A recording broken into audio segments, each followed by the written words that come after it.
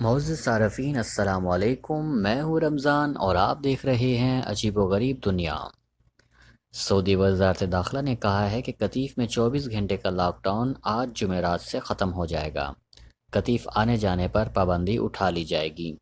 سعودی خبر رساں ادارے ایس پی اے کے مطابق وزارت داخلہ کے نمائندے نے بدھ کو بیان جاری کر کے بتایا کہ کرونا وائرس کی وبا سے نمٹنے کے لیے قطیف کمشنری آنے جانے پر پابندی عائد کر دی گئی تھی۔ حفاظتی اقدامات کے خوشگوار نتائج ریکارڈ پر آ گئے ہیں۔ وزارت داخلہ نے صحت حکام کی سفارش پر قطیف آنے جانے پر پابندی اٹھانے کا فیصلہ کر لیا ہے۔ بیان میں کہا گیا ہے کہ قطیف کے شہری روزانہ صبح 9 سے شام 5 بجے تک گھروں سے نکل سکیں گے۔ اس دوران وہ تمام سرگرمیاں کی جا سکیں گی جنہیں استثناء دے دیا گیا تھا۔ وزارت داخلہ نے قطیف کے مقامی شہریوں اور مقیم غیر ملکیوں سے اپیل کی ہے کہ وہ صحت و سلامتی کی حفاظتی تدابیر کو اختیار کریں، باہر نکلتے وقت ماسک اور دستانوں کا استعمال کریں اور سماجی فاصلے کی بھی پابندی کریں۔